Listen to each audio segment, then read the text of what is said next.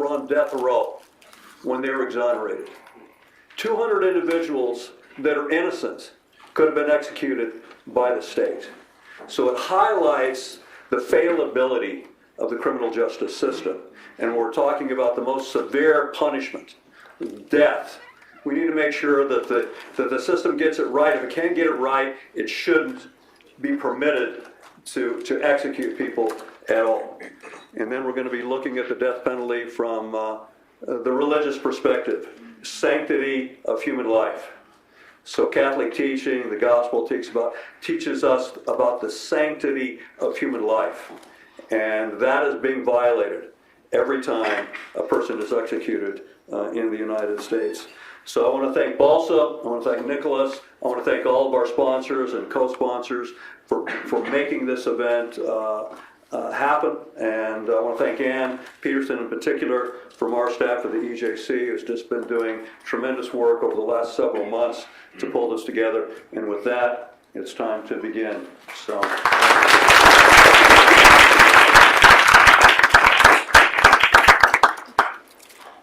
In 1989, at just 15 years young, Dr. Yusef Salaam was tried and convicted in the Central Park jogger case along with 4 other Black and Latino young men. The exonerated 5 spent between 7 to 13 years behind bars for crimes they did not commit, until their sentences were overturned in 2002. Since then, they have received a multi-million-dollar settlement from the city of New York for its injustice and have been profiled in award-winning films, including the Central Park 5 documentary from Ken Burns, Sarah Burns, and David McMahon, and most recently, the Emmy Award-winning Netflix limited series, When They See Us, written and directed by Ava DuVernay. Over the past 2 decades, Yusef has become a family man, father, poet, activist, and inspirational speaker. He continues to utilize his platform to share his story with others and educate the public about the impact of mass incarceration and police brutality rooted in our justice system. He regularly advocates for criminal justice reform, prison reform, and the abolition of juvenile solitary confinement and capital punishment. Yusef was awarded an honorary doctorate in 2014 and is the recipient of 2 lifetime awards, one from President Barack Obama, 2016, and one from President Joseph Biden, 2024. More recently, he has shared his story and stance on current issues on CNN, MSNBC, Revolt TV, NPR Atlanta, Fox, and more. He authored his memoir, Better, Not Bitter, and is the co-author of Punching the Air, a novel about a boy who is wrongfully incarcerated.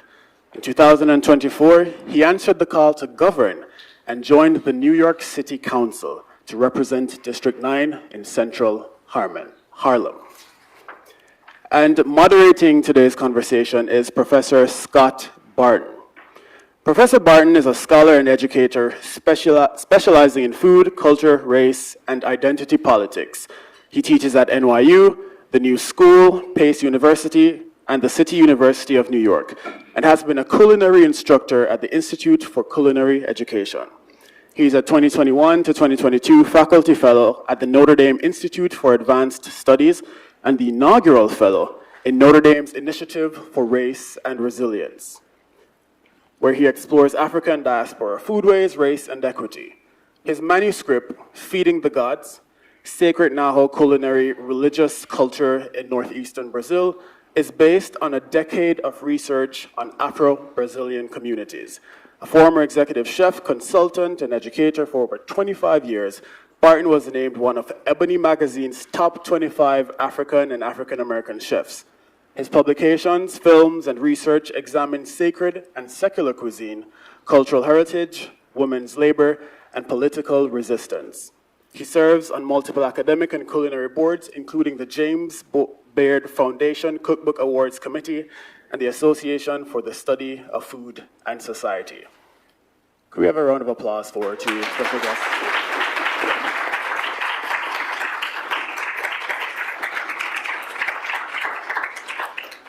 Dr. Salaam will share a few words, after which Professor Barton will lead us in a fireside chat. Wow.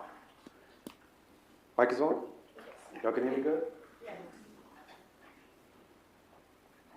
Can I bring you back to perhaps 1990? I just got convicted. And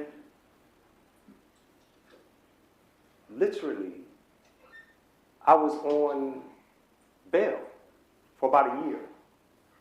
And so I was going back and forth to court as if it was a job. And the day that they convicted us, you know, it's very different when you deal with America, because in some spaces, if you have what they call the complexion for acceptance, they tell you, listen, you know, this is unfortunate.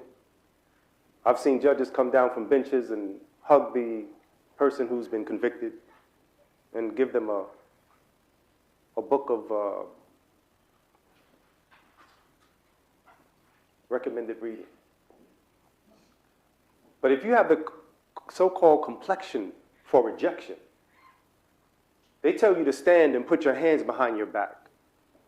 We arrest you all over again. There's no time for you to be able to hug your loved ones. My mother wasn't even in the room. She had not sat in the seat quietly while they were going through my persecution. They told her to wait outside.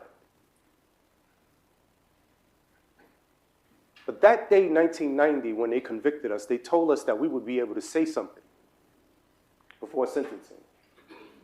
And I remember I kept saying, well, what can I say? Seeking the advice of different folks. Some people said, listen, throw yourself on the mercy of the court. Seek the least amount of time possible. But my mother, who I often describe as my modern-day Harriet Tubman, she taught me about Denmark Vesey. She taught me about Toussaint Louverture. She taught me about Joanne Chesimard, better known as Assata Shakur. And so while I had a skeleton of what it was that I wanted to say, I wanted to start with my hero, El-Hajj Malik Shabazz. May Allah elevate his ranks tremendously and widen his grave. Many of you know him as Malcolm X, and I'll start like this. Yusef, Salaam, do you have anything to say before we sentence you? Because I'm traveling, I can not fast today. Fasting is a special time. Yes. Well, please rise and address the court.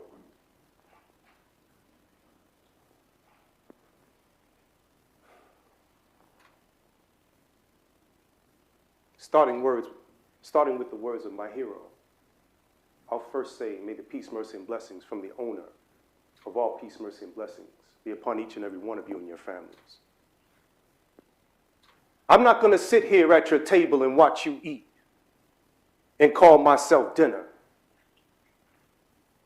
Sitting here at your table doesn't make me dinner, just like being here in America hasn't made me an American. Let us begin. Stress is the anger that is built up inside. Rage is the anger that is no longer built. Taking on a sucker that soon you have killed. American free will doesn't mean you can kill. And take another person's life, you live your life trife. I'm a skill builder, so on skills I do build. Creator giving knowledge to this wise black man, soon to enhance my words across the land. I'm a smooth type of fellow, cool, calm, and mellow. I'm kind of laid back, but now I'm speaking so that you know. Got used and abused and even was put on the news without clues. Some gave clues, selling out like fools. Now check it. Who did what and who did who in? Put in a situation that you don't know what to do in. Some brothers go wildin'. We're not down with them. Who would have thought we'd have to lock in? I stand accused. That was the words that came out of my young 16-year-old mouth. There were more things that I said, but by the time I finished, they told me as I was facing the judge and facing the prosecutor that the whole room was immersed in the music that was in the message. Because there was always a message in the music. The very tool that I used in order to stand and say something for myself was the very thing that the griot and the jelly from Africa had brought over, resuscitating the very life that had been cut off. Because see, in America, we had been robbed of our name, our culture. We had been robbed of who we should worship. And because of that, they say that many of us had lost our minds. And here it was, I was being perpetrated and painted. The picture was set. They had looked at the color of my skin and not the content of my character and deemed me guilty. Donald Trump. That Donald Trump. Sometimes I wonder if there's two.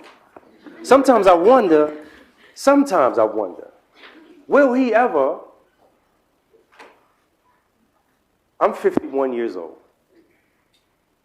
Many would say I'm probably solidified in my thinking, in my action. My modus operandi, my MO is the same. When I get my food, I eat it a certain way. When I put my peanut and butter and jelly sandwich together, I put just amount of this and just amount of that. But here a man took out an ad in New York City's newspapers calling for the death penalty to be reinstated for our case.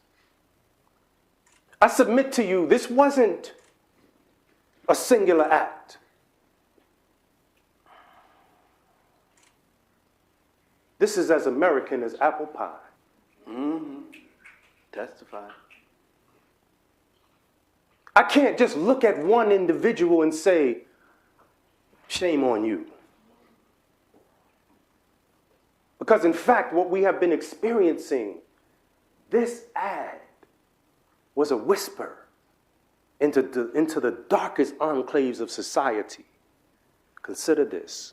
This was a whisper into the darkest enclaves of society for them to do to us what they had done to Emmett Till.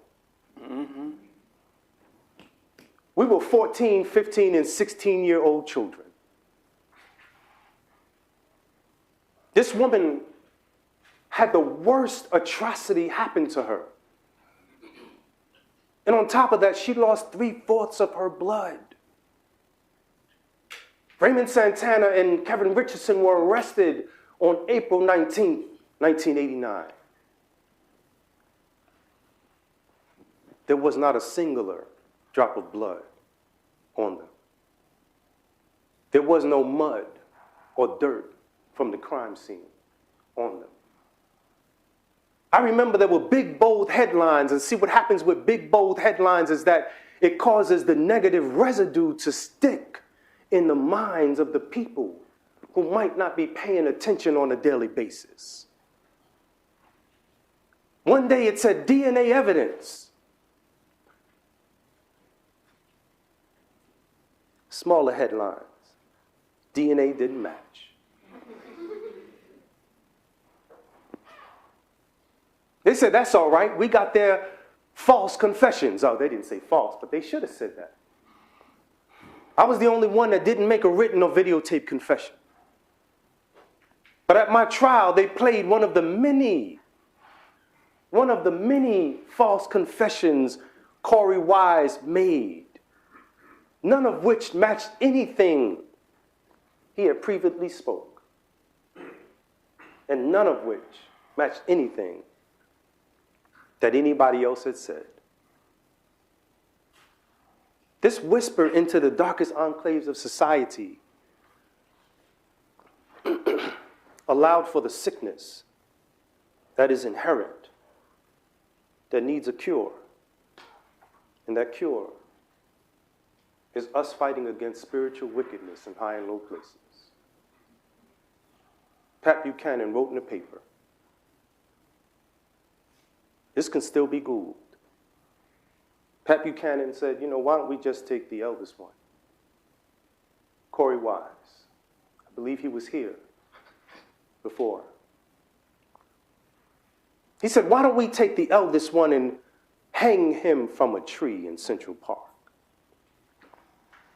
Why don't we take the others and horse with them?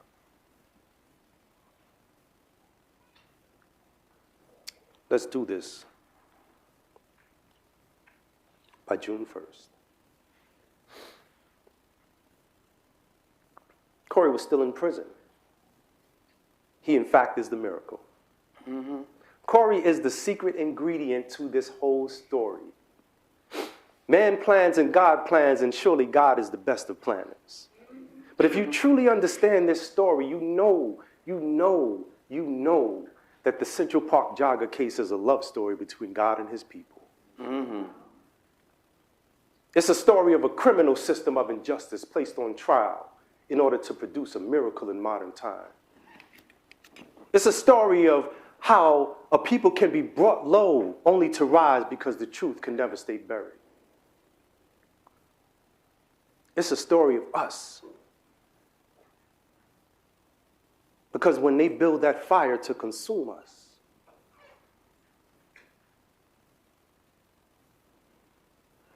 they forgot the owner of the heat. I say Corey was the miracle and is the miracle in this story, and I am the Aaron, he is Moses. And I'm saying it that way because I can articulate the situation like Dr. James Baldwin said, the victim who can articulate the situation ceases to be the victim, but now they become the threat. Ashe. Every single time, if you've seen When They See Us, you know. He went to his parole hearings. They said to him like they said to us, good morning, good afternoon. We just have one question for you. Did you do it? And like us, he said no. He said, have a good day. Every single time we knew that we were getting hit with another 2 years. Corey had 5 to 15. They had just released the limitation. I'm going to call it the limiter. They just released the limiter and said, well, if the crime is heinous enough, we'll allow the jury, the victim statement, the people to decide whether to let them go or not. Corey had resigned himself to have a life sentence. And if you heard about a Khalif Browder, you understand that he's really a miracle. Corey Wise could have lied and said, you know what, I'm just going to plead guilty to a crime I didn't commit and get myself out of here. Corey Wise could have taken his own life.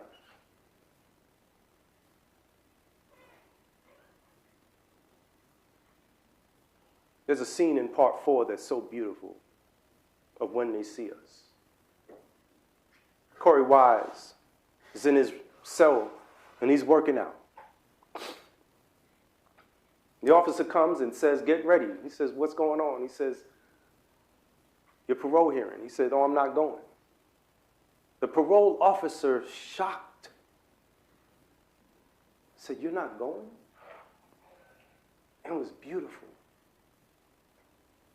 Corey said, if they don't want to hear my truth, I don't want to waste my time.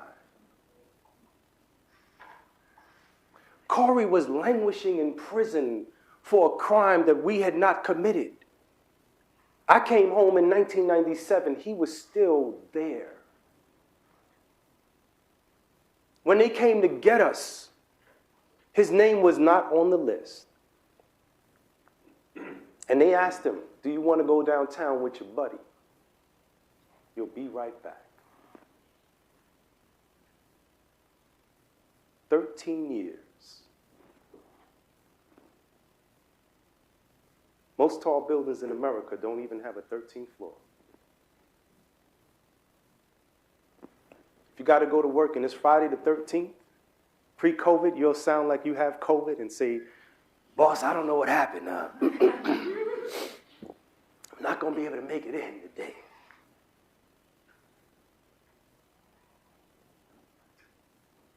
God chose the 13th year for the truth to come out. And it wasn't to the immaculate fanfare that our supposed guilt garnered.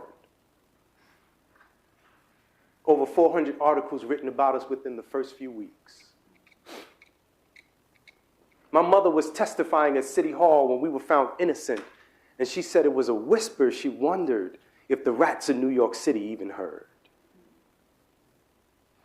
This might be the only article that told the truth, that captured the moment. This might be the only one. This is one of the jurors.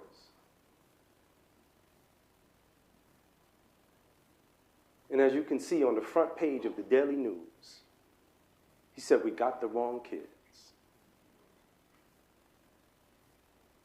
But imagine Donald Trump's words having the effect that was intended. My mother would often say that she would have to hide me. It wasn't safe. I was out on bail. And there were times where she would, my mother, she was born in the Jim Crow South. Thank God my mother's still here with us. And my mother, she said one day, she felt like somebody was following her. She said, I know how to get rid of them. Ducked right into the projects. I said, no, I'm not going in there.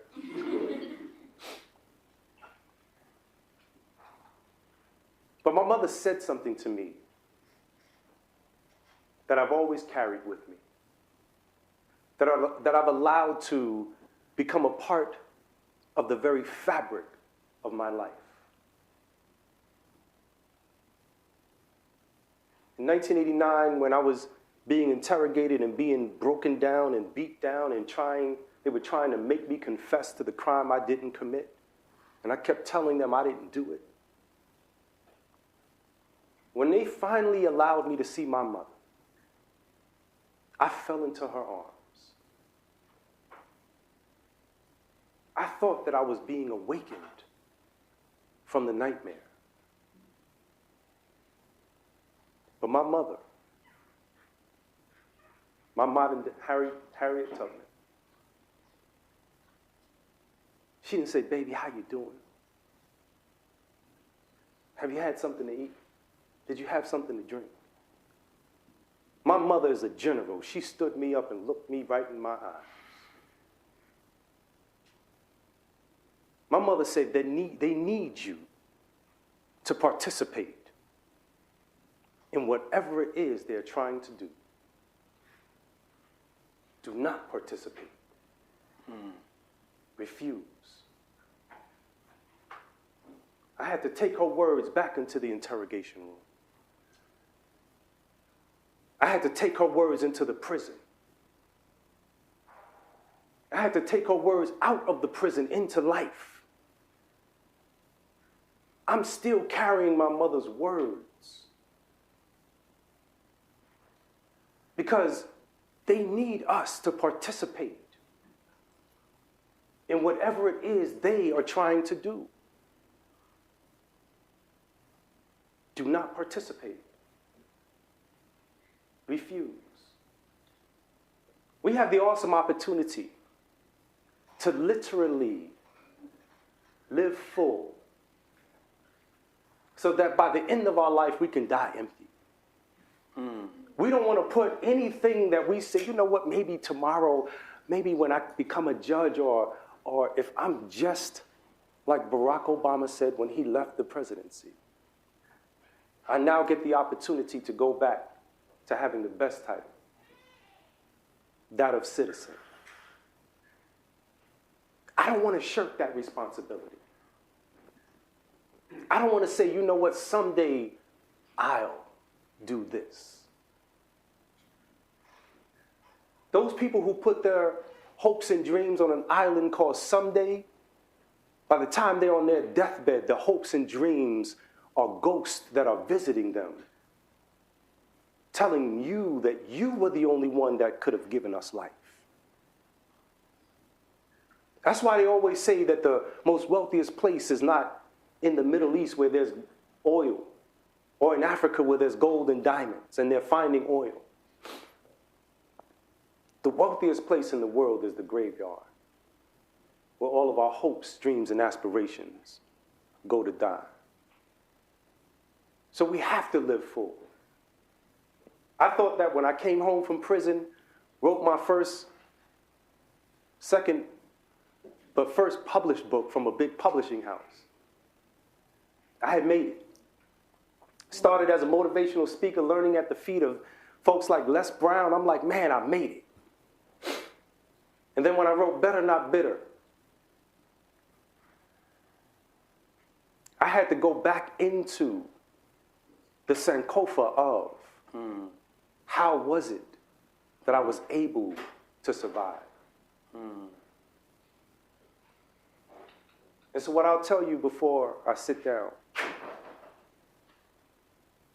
is the best thing that you can do as students is live in the present, future tense of self. You are right now inside of someone else's plan. It's not enough for you to have a 5-year plan. I need you to have a 50-year plan at minimum. And if you're like me and you're a big dreamer, at 51, I'm saying I want a 100-year plan. And if God blesses me to live the life of perhaps Methuselah. But what I do know is that the dash between your birth and your death is in fact a baton. Wrapped in the baton of the deoxyribonucleic acid pulsing in your very veins is everything that will break generational curses. And if you do it like the Native Americans, you'll know that you have to plan 7 generations into the future. They should never, ever have to try to figure out how to recreate the wheel. Your life, your example, shows what's possible. Thank you.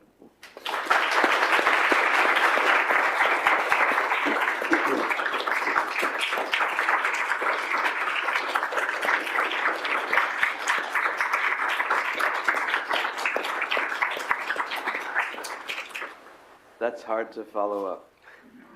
I want to say that this is the second time I got to meet you. The first time it was in a crowd at the celebration of the release at the Schomburg of When They See Us. Yes. Which I got this shirt from Ava DuVernay. And that I'm no longer in New York, but you represent my district. And I was so happy when you were elected. Thank you.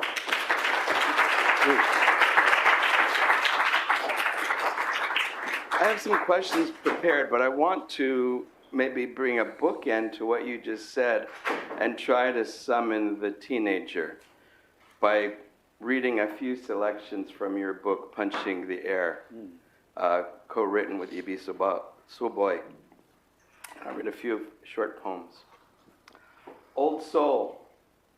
The thing about being born with an old soul is that an old soul can't tell you all the things you weren't supposed to do, all the things that went wrong, all the things that will make it right again.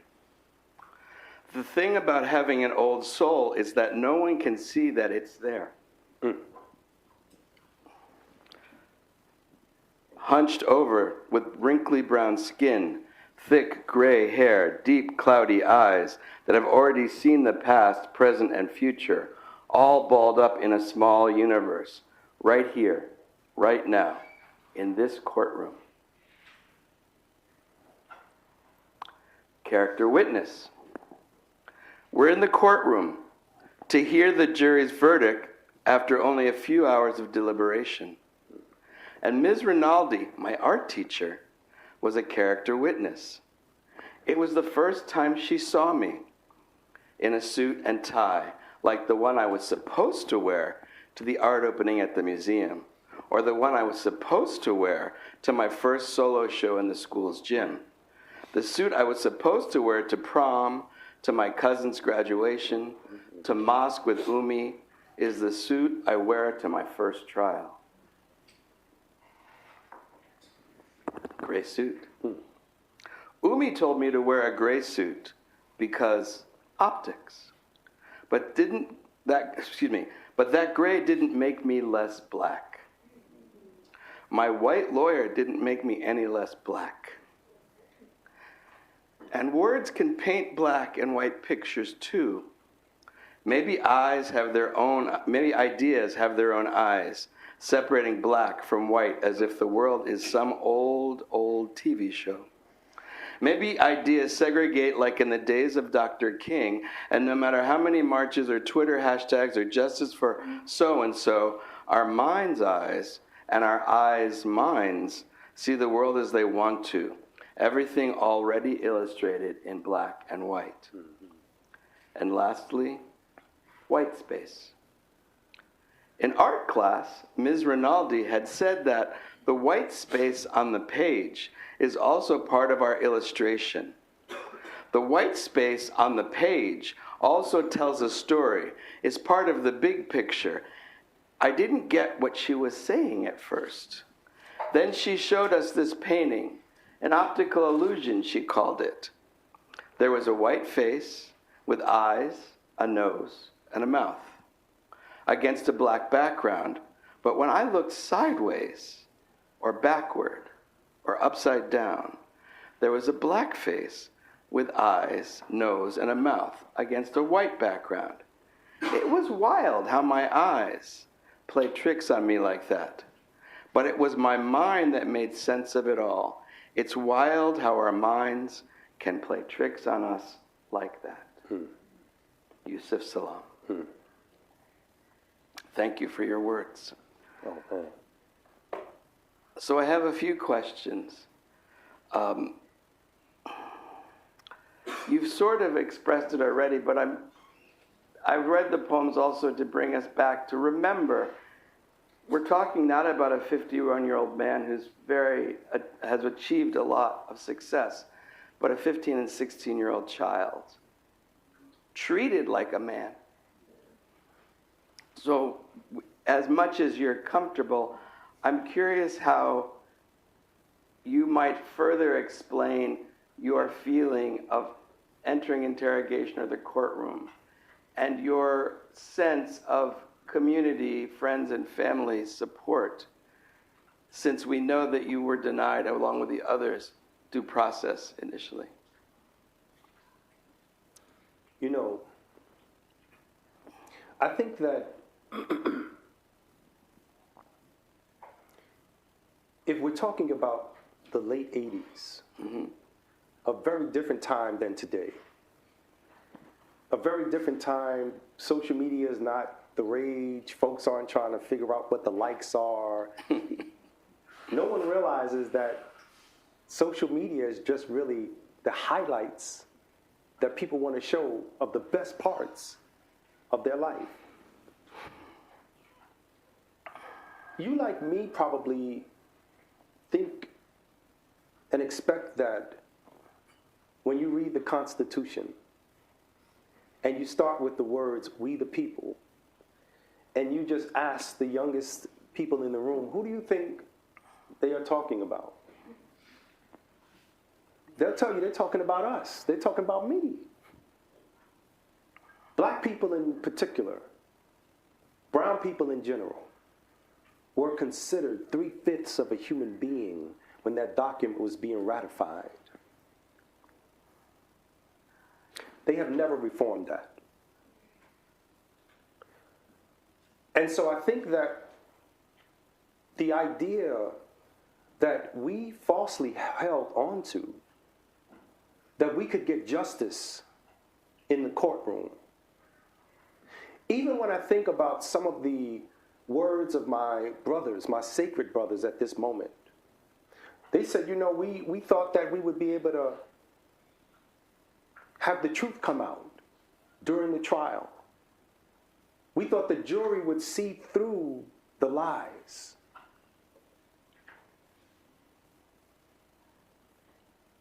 My late, great appellate attorney, Bill Kunstler, he said, you can indict a ham sandwich.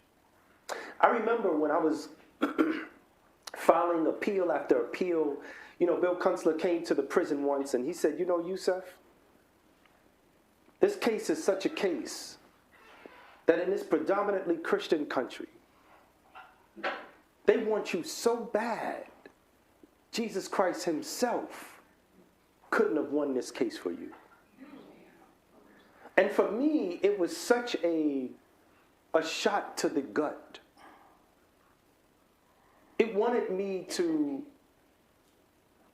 in many ways, divest of anything American. But then I realized that I was born here. That my family, if you look at me, matter of fact, most of you are probably looking at me, and if you hadn't heard from me before, you might say, wow, this brother sounds like he's from here. But if you were looking at me, you probably would say to yourself, that brother's from somewhere on the west coast of Africa. And if you're from the west coast, and we spoke before we got into this room, you probably would have said to me, ça va. And I would have said, ça va bien. And you might have said some more, and I would have said, sorry, that's all I know. You might have said, nanga def. And I might have said, magnifique. And similarly, you might have gone further, and I would have said, that's all I know. You see, my mother was born in Birmingham, Alabama. My father was born in Chicago. My father's mother has roots in Barbados. My father's father was a Moor. My mother, if you look at her old photos, you would say she looked just like the model. She could be the sister of Iman. And so when you think about the idea of the transatlantic slave trade and all of that, and here we are told that this is the American dream, that you can pull yourselves up by your bootstraps. And then I get run over by the spike wheels of justice. They look back and said, he's still up. Back up and run over him again. They were pulling at the very fabric of the fiber of our communities and our life. And they left gaping holes. Because see, the pain associated with the loss of hope, that can never be filled. But see, Dr. Maya Angelou, she really gave me, I think, a way out. She gave me an opportunity to really understand, how do I grapple with what my hero said, Nelson Mandela. He had to leave anger and bitterness in the prison, because if he took it out with him, it would destroy him. He said being angry and bitter is like drinking poison and expecting your enemy to die. I didn't think about it being a cocktail until I heard the words of Dr. Maya Angelou. Dr. Maya Angelou said, you should be angry. You must not be bitter. Bitterness is like a cancer. It eats upon the host. It doesn't do anything to the object of its displeasure. And then she teaches us the science, the trick. She gives us the key. She says, use that anger. You dance it. You march it. You vote it. She said you do everything about it. And then she said something, I felt as if she was talking directly to me. She said, you talk it, never stop talking it. Writing the books, expressing my thoughts, capturing moments. Even this very time, sitting here in front of you is all a therapy session. It's all about healing. It's about being able to feel connected.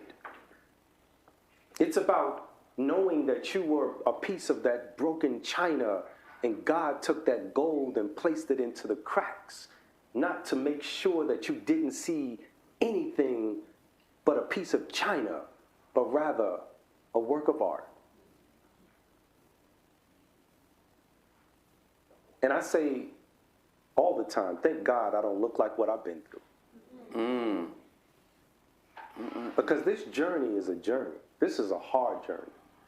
I got to tell you, you know, I wanted to kick my feet up and just say, man, I made it. And I think that that's the reason why I came back to New York. That's the reason why I came back to participate in politics. Because I knew I wasn't a politician. So therefore, this will not be politics as usual. I was able to say, you know what? They came to get me and told me, Yusef, you are our modern day Nelson Mandela. And I said, my God, I got to go back to the scene of the crime, carrying buckets of water. Because I got to tell you, the ability to be transformed from a piece of coal into a diamond, that pressure that breaks most people. People say, man, I don't know how you could have gone through what you went through. Some people go through it, but others grow through it. And when you think and consider the fact that diamonds don't shine, but they reflect the light, we need more light in this world. And I had to come to that. And so really, these words, these poems, these were attempts for me to try to understand and try to grapple and try to place on paper something that could perhaps garner conversation, that could live on in other people's minds, that could become what it needed to be. Because we're all just here for a moment. And I got to tell you, when I read the words in Scripture, it says something to the effect. It says, and I'm going to translate it, it says, فَإِذَا فَرَغْتَ فَانْصَبْ. No, it says, إِنَّ مَعَ الْعُسْرِ يُسْرًا. إِنَّ مَعَ الْعُسْرِ يُسْرًا. فَإِنَّ مَعَ الْعُسْرِ يُسْرًا. Surely with difficulty comes relief. Most certainly with difficulty comes relief. And many of us, we want that, like you're like, man, I've been through it. I want to be able to just kick my feet up and say, ah. But it ends by saying, فَإِذَا فَرَغْتَ فَانْصَبْ وَإِلَىٰ رَبِّكَ فَارْغَب.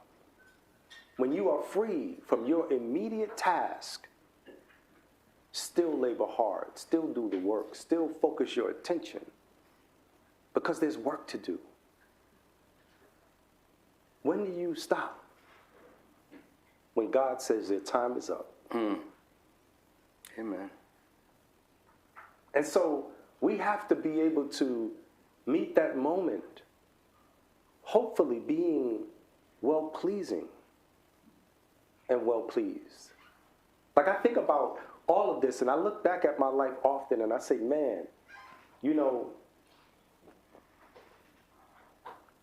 at one moment, I think many of us, we said, would you change anything? And I remember after considering the possibilities, and I heard Oprah Winfrey answer that question. She said, after being asked, knowing what you know now, what would you tell your younger self? And she said, I would tell my younger self, buckle your seatbelt and enjoy the ride. Because that's the journey. It's not that you came to a space and you can really fully appreciate it. Just like that. You got to know that there's the ups and the downs, the good times and the bad times. There was hip-hop songs written about it. Joy and pain. Sunshine and rain. And we don't think about it like that. Like, that's life. We just think it's, hey, if it's a nice jam and we hear the music, we out here jamming. No, they talking about life. Life be lifing, as they say. Testify. Did I get that right? Like I got 10 children. Like, my eldest is 29, my youngest is 9, and there's 7 girls in between. Yeah. I mean, y'all know it. Y'all. They don't. The good book says, "Be fruitful and multiply." I'm just playing my part. All right? There you go. So I'm really grateful that you speak to resilience, because too often we get stuck in victimology. And you reference the important papers of our time that made me think about the Declaration of the Rights of Man and Citizen, which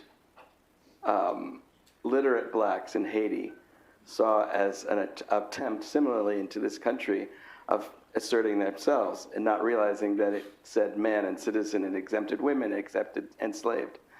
But this desire for liberation, desire for equity, and desire to be resilient and be in solidarity helps us all to understand how we can move forward.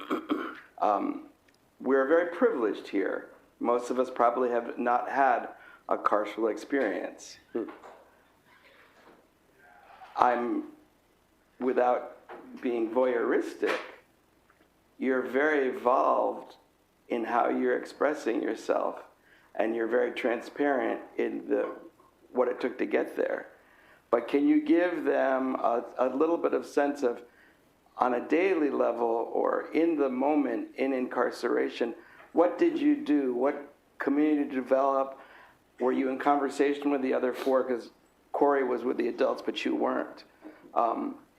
To get to this place of not being poisoned, to understand that Audre Lorde, like Maya Angelou, says we have to use our anger, not to be angry, but to use the anger productively. So can you give us a sense of what that was like as a teen, trying to understand where you are with limited contact from the outside, I assume? Yeah. Kevin Richardson was in the same prison that I was in for a moment. Actually, a few years. And we had this maybe it was a ritual, I guess, right? But every time we saw each other in the mess hall, we were on opposite ends of the prison, right? And this is why I tell young people in particular, especially those who think that it's a rite of passage to go to prison. Like you said, we are very privileged in this room. Many of us, we may know folks that have been, but we never have, right? And the understanding, unfortunately, in a lot of impoverished spaces, is I'm just gonna go to jail and run to prison. Like, they don't know how big Attica is, or how small it is, and you will never see your co-defendant for decades. They don't know that grown men are crying in the prison. They don't know how simple it is to be in front of a classroom like this, talking about experience. When I was in prison, you have to turn on every survival skill that you know. The abnormality of the prison itself causes you to take that abnormal reality and make it normal. And I was surviving. I didn't know that all of the things that I had experienced were for my greater good. Like I was learning martial arts, one of the two top instructors of New York City, Dr. Moses Powell was one, and they took us to Central Park and had us doing push-ups on our knuckles on the asphalt. The grass was right there. You know, the young people, we think that when we inching ourselves over to the grass or whatever, they can't see us. We invisible at that moment. But Master Little John Davis was teaching us not just jujitsu, but he was teaching us life. Like you know, you need to know what a hard brick surface feels like. Hopefully you'll never have to use it. But if you do, you'll be thankful. Standing in horse stances and doing push-ups and fighting against bigger people, you're like, oh man. And then you realize one of the beautiful expressions of jujitsu is that the most smallest person can flip the largest individual, because it's like the fulcrum, right? Wherever your head goes, your body follows. And so if they get your head and you don't follow with your body, you might lose your head. I got to prison and I had one fight. And the beautiful thing about the arts is that you're not trained to hurt people. You're trained to heal. I never had to fight again. 6 months into my prison bid,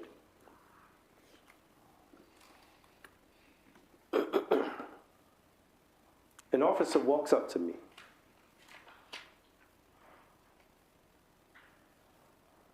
And he just asked me one simple question. He said, "Who are you?" I looked at him kind of puzzled. And I said, I'm Yusef Salaam, one of the guys they accused of raping the Central Park jogger, but I didn't do it. This is an officer in the prison. I've been in prisons where some of the officers have tattoos of black and brown babies with nooses around their necks. And this officer is saying to me, I know that. You're not supposed to be here. Why are you here? Again, he asked me, who are you? I realized I didn't know who I was.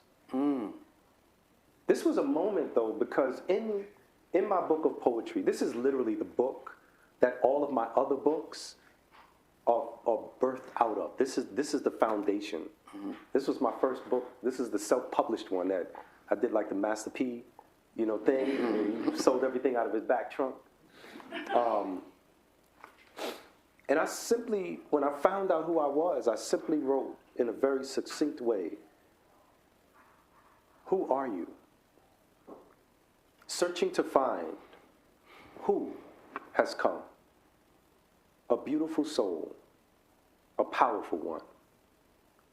I found out in prison that this question caused me to research my name.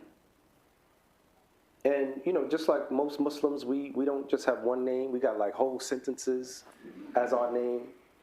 And most of the times when people say, who are you? I say, Yusef Salaam. They say, okay. And, but in this research process, I had to figure out that according to tradition, my parents birthed me and I had no name.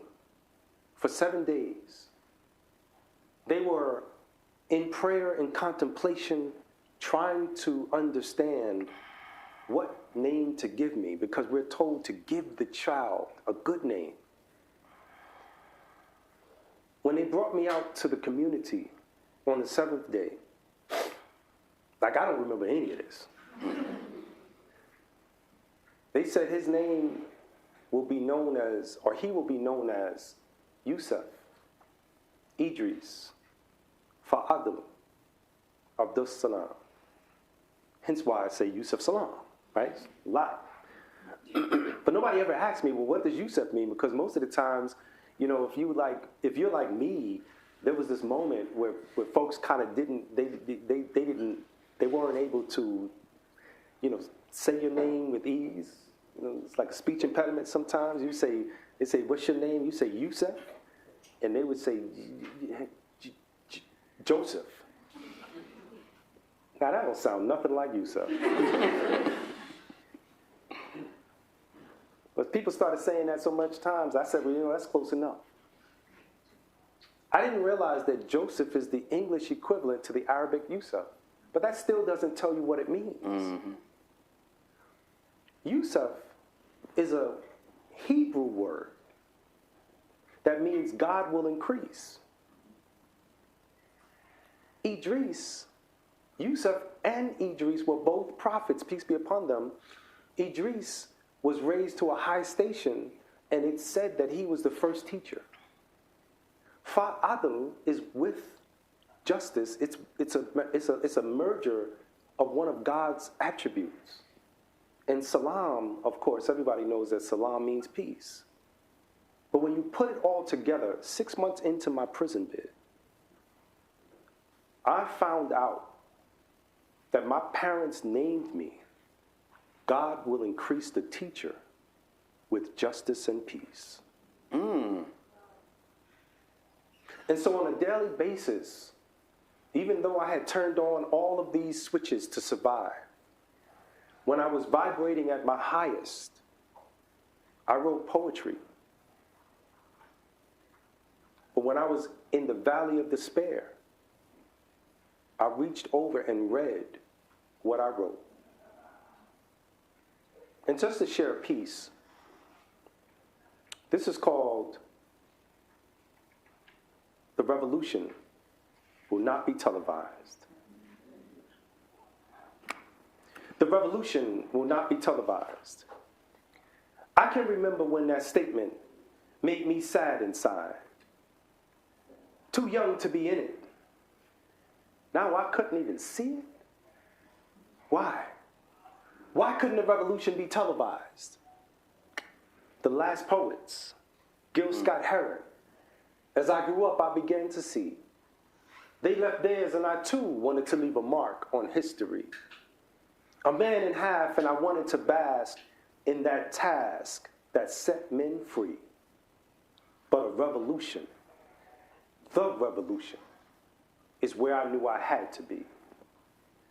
The revolution will not be televised. They didn't want to display the victory of those quote-unquote lesser men. The revolution will not be televised. Smile. I know, because I am the revolution. Like, I wrote that in prison. And when I read that, I'm like, oh my goodness, I got work to do. Right?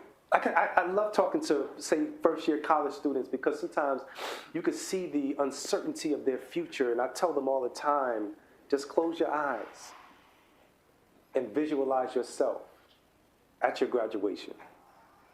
See, the greats know this. They say if you can't see it, you can't be it. Mm-hmm. Visualize yourself at your graduation. I had to learn this in prison. And marry the vision with what you think it will feel like. That's what they call the law of attraction.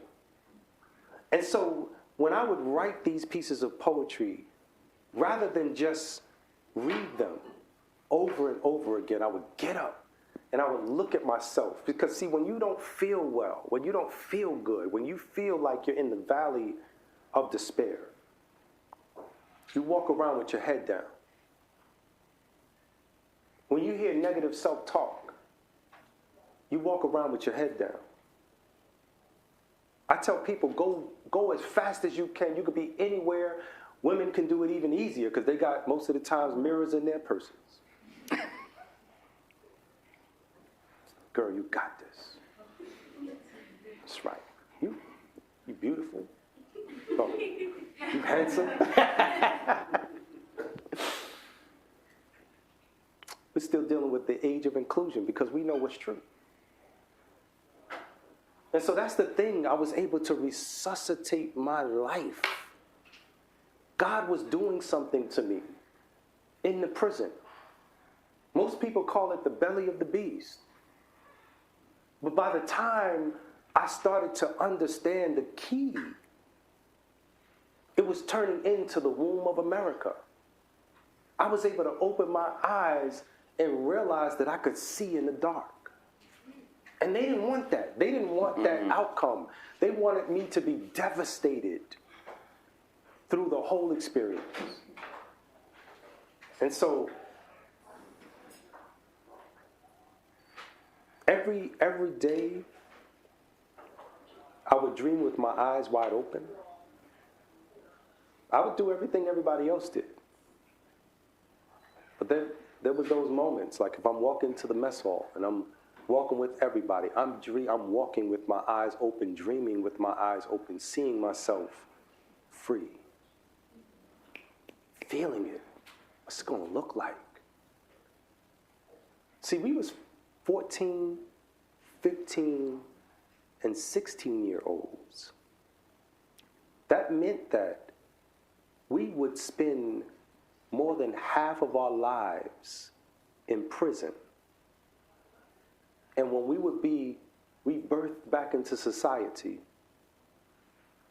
we would be birthed back with the 15, 14, and 16-year-old mind and be grown men.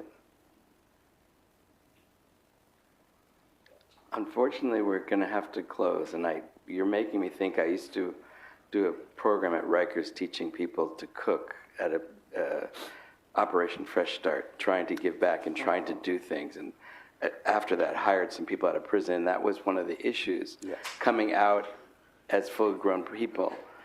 As we walk out in the beginning of this week about carceral justice in a moment when the Constitution is being violated, I did with 4 other professors about 2 weeks ago, we had a human rights symposium across campus dealing with the torture, murder, and rape of people in the Congo and the Amazon during the rubber boom in the beginning of the 20th century. And many students asked, what are we supposed to do? You came back to New York to be part of the political fabric of that society. We're dealing with issues around wrongful incarceration and the death penalty.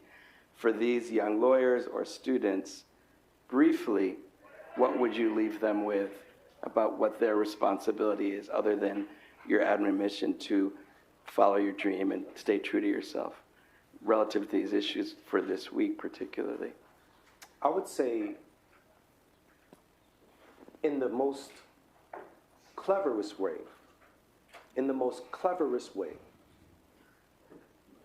because I want you to not be Geronimo, but I want you to know that we are not playing checkers. We are playing chess. And I need you to be a master strategist in your approach, because this is not a short-term game. Like, many people are looking at the 4 years before us, and they're not having that 50,000-foot view allowing us to see the forest. We got to see the forest, which is why I tell people you got to have a 50 to 100-year plan. And just be scientific. Rome wasn't built in a day. But I truly believe that the kaleidoscope of the human family, which is represented in this room, is far more good than there is evil. And the last thing I'll share with you is don't be afraid. That's what Moses' mother was told while Moses, peace be upon him, was in her belly. That's what she was said and heard when she cast him into the river. Don't be afraid. Because remember fear. Once you conquer your fear, you start saying to yourself, what was I afraid of? Mm. But never forget, fear is false evidence appearing real. Sure. Yeah. Thank you very much.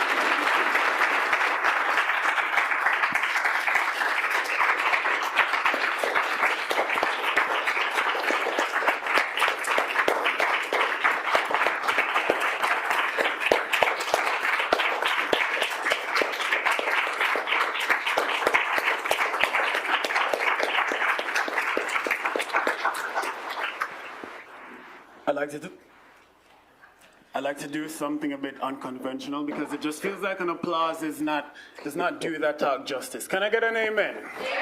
Can I get another amen? Dr. Salaam said the story of the Central Park 5 is like a love story between God and his people. And this is where I begin to preach. As law students and as like Notre Dame students, those of us in the room, we're no strangers to being tested. But like life will test you, people will tell lies on you, you will go through it. But the way God will move in your life will be nothing short of a love story. Can I get another amen? I just want to say thank you to all of our co-sponsors who helped us to make this possible. I want to plug the rest of the events that the Exoneration Justice Clinic is having this week as a part of their abolition, Death Penalty Abolition Week series. Please support that, please attend. And I will leave you with the charge that Dr. Salaam's mother gave him. They want you to participate in whatever they have planned. Don't resist. Have a good afternoon. That's right.